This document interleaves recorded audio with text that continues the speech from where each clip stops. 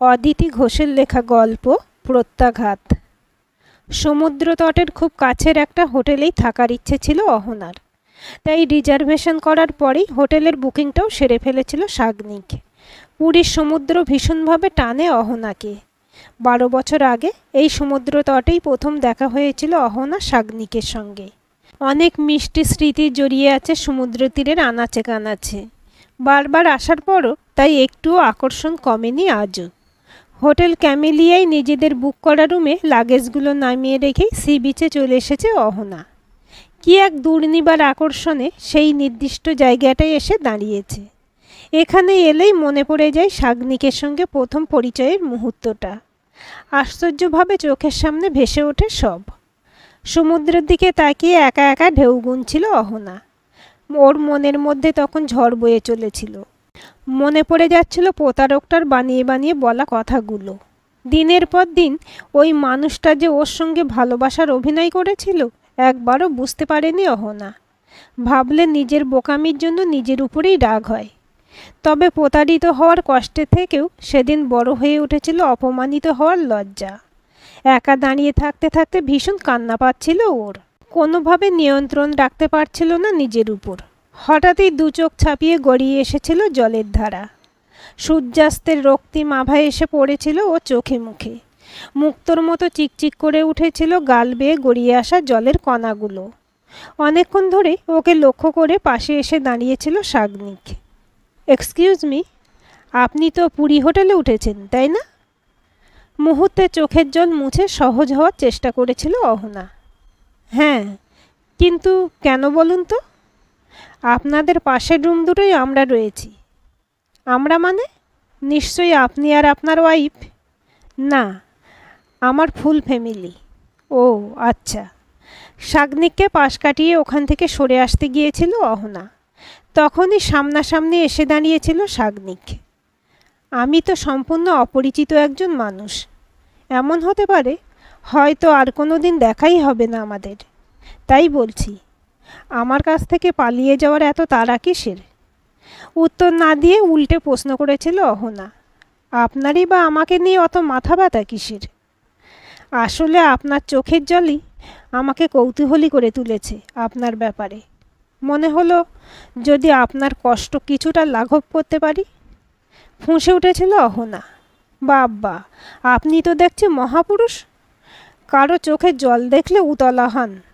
এক কাজ করুন, সারা সি বিচটা ঘুরে দেখুন কতজনের চোখে জল আছে। তারপর রুমাল দিয়ে মুছিয়ে দিয়ে তাদের দুঃখের কথা শুনুন। সেটা হয়তো পারবো না, তবে আপনার বাবা মাকে গিয়ে জানাবো যে আপনি সি বিচে দাঁড়িয়ে একা একা কাঁদছিলেন। আচ্ছা মানুষ তো আপনি, বেড়াতে এসেও সুযোগ পেয়েই একজনকে ব্ল্যাকমেল করছেন। আপনি ব্ল্যাকমেল ভাবছেন কেন এটাকে? একজন সুস্থ মনের নাগরিক হিসেবে কথাটা তাদের জানানো আমার দায়িত্ব, বিশেষত আলাপ যখন হয়েছে তাদের সঙ্গে। ও, আলাপটাও সেরে ফেলেছেন এর মধ্যে? এরপর আর কথা এগোয়নি। তখনই প্রায় ছুটতে ছুটতে পাশে এসে দাঁড়িয়েছিল সাগ্নিকের বোন সায়ন্তিনী। সাগ্নিকের হাত ধরে টান দিয়ে বলেছিল, দা ভাই চল, কফি শপের সামনে সবাই দাঁড়িয়ে আছে তোর অপেক্ষায়। অহনার দিকে তাকিয়ে সাগ্নিক বলেছিল, আপনিও চলুন না। অহনা প্রথমে রাজি হয়নি যেতে, তারপরেই বিশেষ খবরটা দিয়েছিল সায়ন্তিনী। ওখানে নাকি অহনার মা বাবা ভাই সবাই রয়েছে। দুটো ফ্যামিলি একসঙ্গে কফি খাওয়ার প্ল্যান করেছে শুনে অবাক হয়ে গিয়েছিল অহনা। বাবাকে এত গায়ে পড়া হতে দেখেনি তো আগে। তবে হলো কি হঠাৎ? আবার আমন্ত্রণ জানিয়েছিল সাগ্নিক। অগত্যা ওর বোনের সঙ্গে হাঁটতে শুরু করেছিল অহনা। কফি স্টলের সামনে গিয়ে অবাক হয়ে গিয়েছিল অহনা। বাবা মা ওই স্বল্প পরিচিত মানুষগুলোর সঙ্গে অবলীলায় মিশে গিয়ে কেমন হাসাহাসি করছে। তবে কি এরা বাবার পূর্ব পরিচিত? বিয়ের পর জেনেছিল অহনা পরিচয়ের সোর্সটা কী ছিল। খবরের কাগজের পাত্রপাত্রীর বিজ্ঞাপন দেখে যোগাযোগ করেছিল বাবা। প্ল্যান করেই পুরীতে মিট করার পরিকল্পনা করেছিল দুই পক্ষ। শুধু ব্যাপারটা গোপন ছিল অহনার কাছে। হোটেলে ফিরে নিজেদের বুক করা রুমে যাওয়ার জন্য প্যাসেজটা পেরোতে গিয়েই থমকে দাঁড়ালো অহনা। এ কি দেখছে ও? এত মিল কি কোনো মানুষের সঙ্গে কোনো মানুষের হয়? এ কি অন্য কেউ? না সেই মানুষটাই? দুটো বগলে ক্রাশ ঢুকিয়ে আস্তে আস্তে প্যাসেজটা পেরিয়ে যাচ্ছিল মানুষটা। আর চোখে দেখার চেষ্টা করলো অহনা। নাকের উপরে ছোট্ট আঁচিলটাই আটকে গেল দৃষ্টিটা। তাড়াতাড়ি নিজেদের রুমে ঢুকে পড়ল অহনা। সাগ্নিক লাগেজগুলো খুলে ফেলেছে ইতিমধ্যেই। অহনা ঢুকতেই বলল, তুমি তোমার মতো করে এবার গুছিয়ে নাও, আমি ততক্ষণে একটু চা খেয়ে আসি। হাঁপ ছেড়ে বাঁচল অহনা। এই মুহূর্তটা একা থাকার বড্ড দরকার ছিল। মনে মনে সাগ্নিককে ধন্যবাদ জানিয়ে আলতো করে ঘাড় নাড়ল। সাগ্নিক বেরিয়ে যেতে স্মৃতির গভীরে ডুবে গেল অহনা। অহনা ছিল ইংরেজি সাহিত্যের স্টুডেন্ট।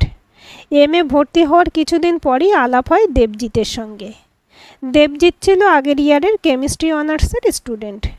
প্রথম পরিচয়ের 7 দিন পরই অহনাকে প্রপোজ করে দেবজিৎ। জীবনে এই প্রথম কাউকে ভালো লেগেছিল অহনার, তাই দেবজিতের প্রেমে ভেসে যেতে কোনো দ্বিধা করেনি। ছুটির দিনগুলোতে বন্ধুর বাড়ি যাওয়ার নাম করে বেরিয়ে সিনেমা হলে নিভৃত কক্ষে বা রেস্তোরাঁর স্পেশাল কেবিনে কাটিয়ে দিত দিনের অর্ধেকটা সময়।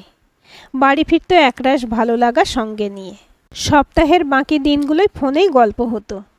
অহনা যতবার লাইনটা কেটে দিতে চাইতো ততবারই দেবজিতের কাতর অনুরোধ শুনতে পেত, প্লিজ এখনই কেটে দিও না লাইনটা, আর একটু কথা বলি। অহনা বলতো, এরকম করলে এবার কিন্তু আমার রেজাল্ট খারাপ হবে। দেবজিৎ আবেগ জড়ানো গলায় বলতো, আমার জন্য না হয় কষ্ট করে একটু রাত জেগে পড়বে।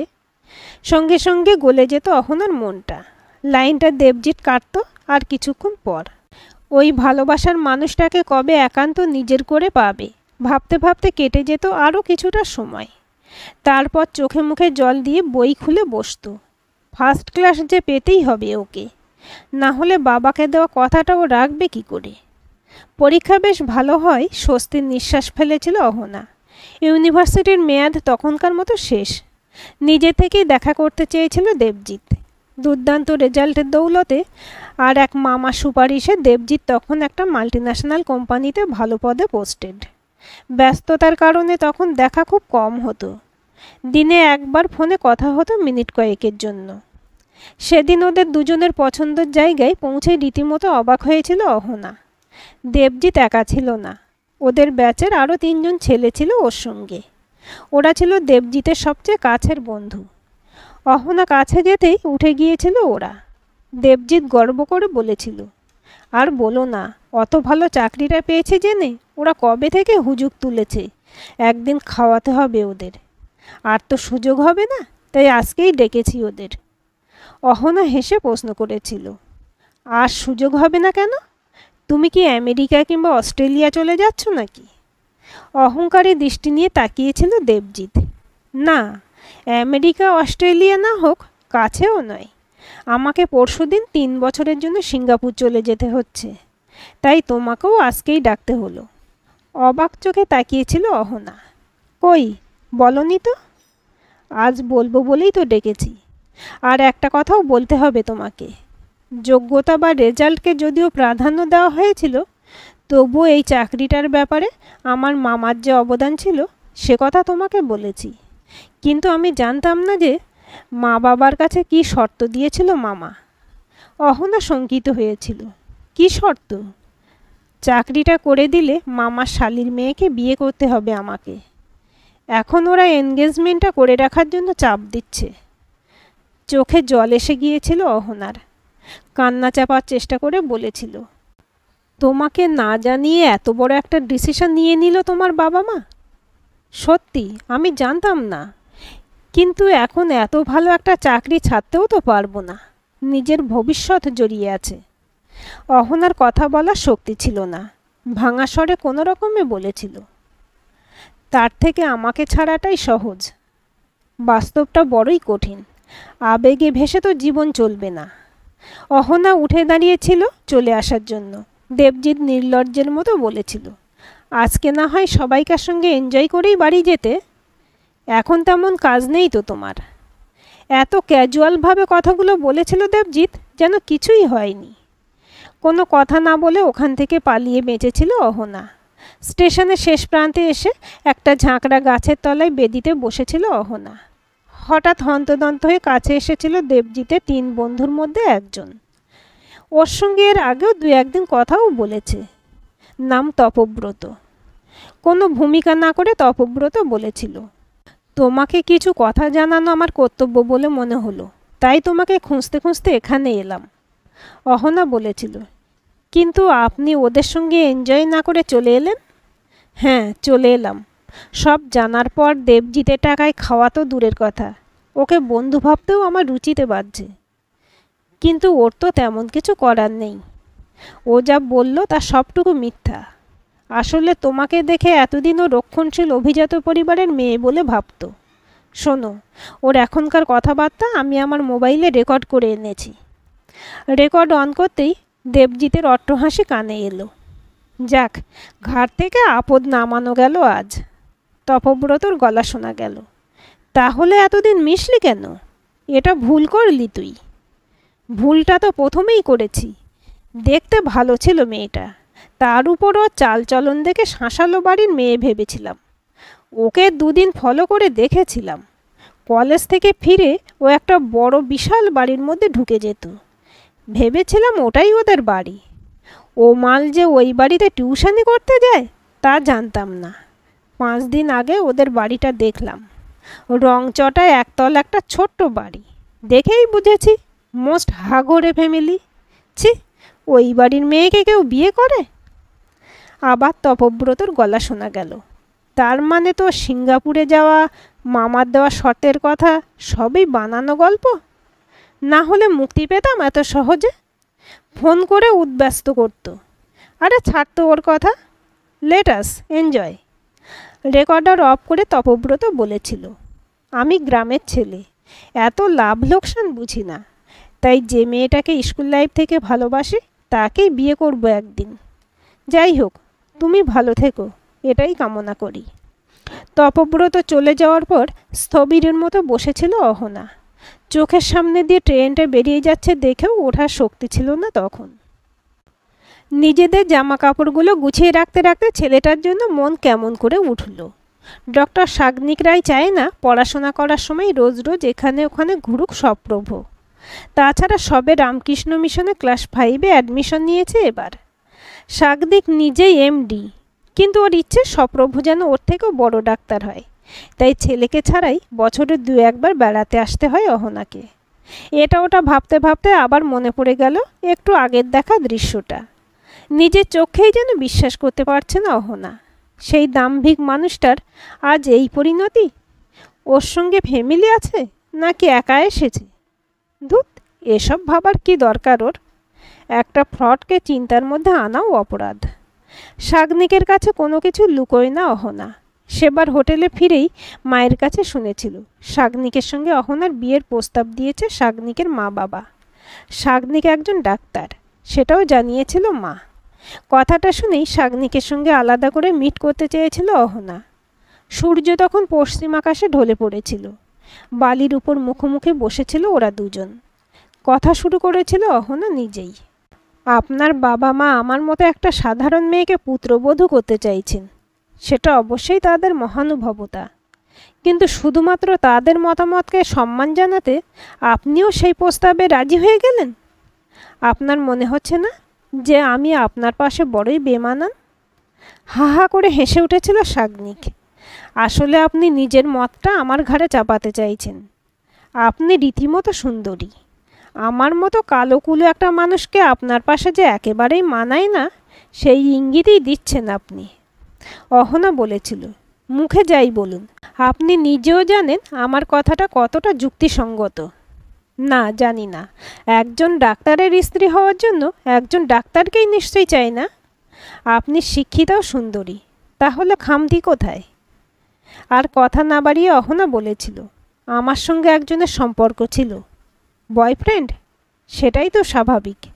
এরকম একজন সুন্দরীকে দেখে শুধু একজন কেন, অনেকেই যে মিশতে চাইবে সেটা তো জানা কথা।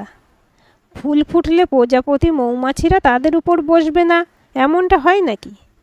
অহনা গম্ভীর হওয়ার চেষ্টা করেছিল। আপনি কি আমার কথা শুনবেন? তাতে যদি আপনার শান্তি হয় বলুন।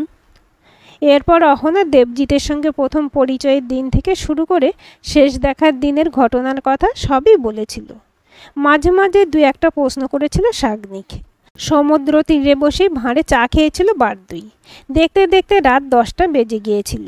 সব শোনার পর শাগনিক বলেছিল, ঈশ্বরকে ধন্যবাদ দিন ওরকম একটা ছেলের খপ্পর থেকে বেরিয়ে আসতে পেরেছেন বলে।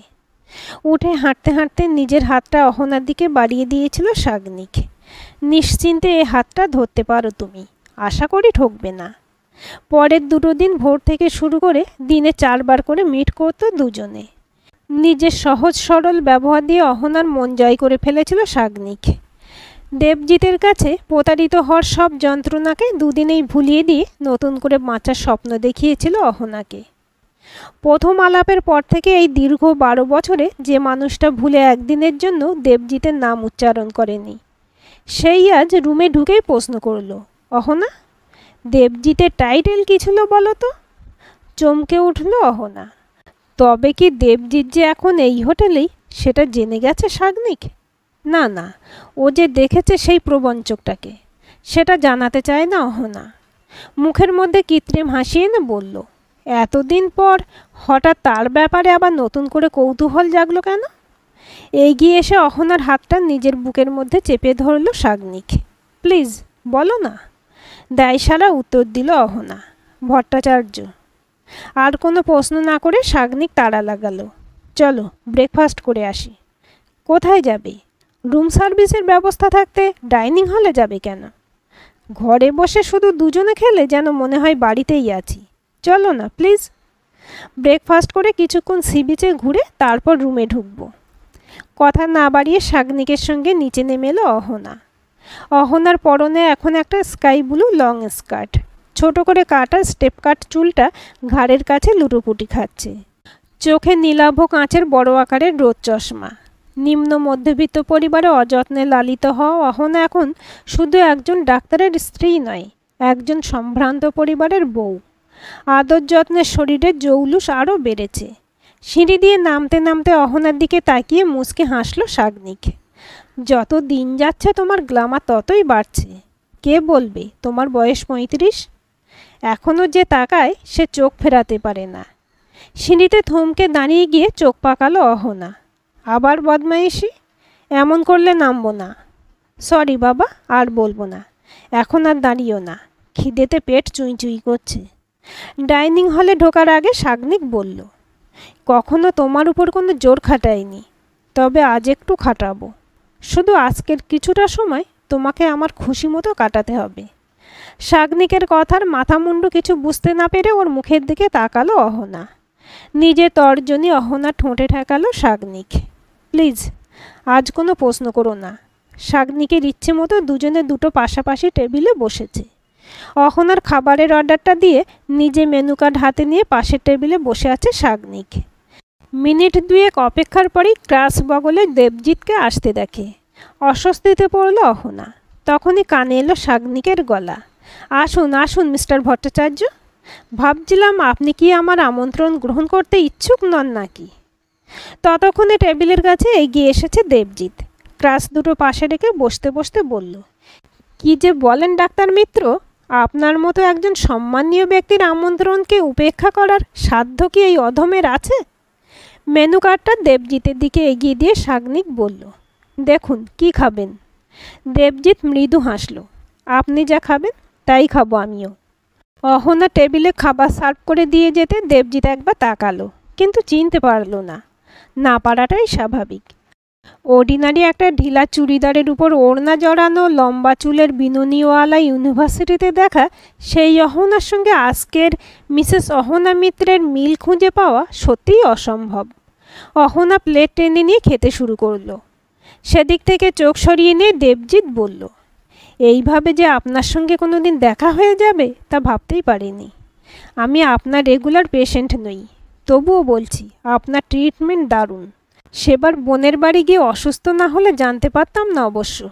আমি কিন্তু আপনাকে দেখেই চিনে ফেলেছি তখন। চিকেন স্যান্ডউইচ আর কফির অর্ডার দিয়ে শাগনিক বলল, তখন বলছিলেন বিয়ের 8 মাসের মধ্যেই আপনার ডিভোর্স হয়ে গেছে, কারণটা কি? একটা লম্বা শ্বাস ফেলে দেবজিৎ বলল, বিয়েতে শ্বশুরবাড়ি থেকে একটা দামি গাড়ি দিয়েছিল, ড্রাইভারই চালাতো গাড়িটা। কিন্তু আমার গাড়ি চালাতে না পারার অক্ষমতাটা আমার ওয়াইফ মেনে নিতে পারছিল না। তাই আমি ড্রাইভিং প্র্যাকটিস করতে শুরু করি। বিয়ের মাস দুয়েক পর আমি যখন নিজে ড্রাইভ করে একটু আধটু এদিক সেদিক যাতায়াত করছি, তখন একদিন মারাত্মক অ্যাক্সিডেন্ট হয়। প্রাণে বাঁচলেও পা দুটোর জোর হারিয়ে ফেলি। বড়লোক বাবার একমাত্র আদরের মেয়ে এরপর আর আমার সঙ্গে সম্পর্ক রাখতে চায়নি। খাবার সার্ভ করে যেতেই সাগ্নিক বলল, খুব খিদে পেয়েছে, নিন আগে খেয়ে নিন। দেবজিৎ প্লেট টেনে নিয়ে খেতে শুরু করলো। অহনা সত্যিই বুঝতে পারছে না আজ ঠিক কী করতে চাইছে সাগ্নিক। তার মানে কোনো একটা দিন দেবজিতের ট্রিটমেন্ট করেছিল সাগ্নিক। অনেক পেশেন্টের ভিড়ে তখন সাগ্নিক নিশ্চয়ই বুঝতে পারেনি যে এই দেবজিৎই সেই মানুষ যার কথা অহনা বলেছিল। কফির কাপে চুমুক দিয়ে সাগ্নিক বলল, জানেন মিস্টার ভট্টাচার্য, এই দুনিয়া বড় আজব জায়গা। অবশ্যই এখানে বেশি সমস্যা নারীদের নিয়ে। মেয়েরা সম্ভ্রান্ত বাড়ির হলেও সমস্যা, আবার গরিব কোনো পরিবারের হলেও সমস্যা। দেবজিৎ বলল, না ডাক্তার মিত্র, এই ব্যাপারে আমি আপনার সঙ্গে একমত নই। গরিবের মেয়েদের আর যাই হোক মানিয়ে নেওয়ার ক্ষমতা থাকে। সাগ্নিক হাসল, বলছেন, জানেন সেই কারণেই আমি কোনো বড় লোকের মেয়েকে বিয়ে করিনি। ও, আপনি বুঝি কোনো গরিবের মেয়েকে বিয়ে করেছেন? হ্যাঁ, তবে ও সুন্দরী আর বর্ধমান ইউনিভার্সিটি থেকে ইংরেজিতে মাস্টার্স করেছে। সে এক মজার ব্যাপার মশাই। আমার স্ত্রী যখন ইউনিভার্সিটিতে পড়তো তখন তার আগের ইয়ারের একটি ছেলে 1.5 বছর ধরে ভালোবাসার নাটক চালিয়ে তাকে রিজেক্ট করেছিল, শুধু একটাই অপরাধে।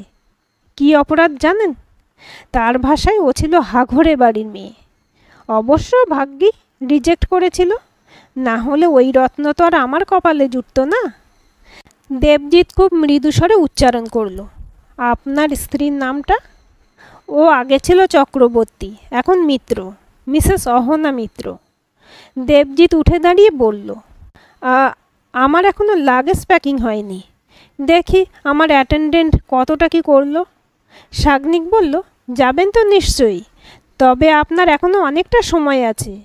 আমার স্ত্রীর সঙ্গে আলাপ করে যান। দেবজিৎ নার্ভাস গলায় বলল, আপনার স্ত্রী এসেছেন এখানে?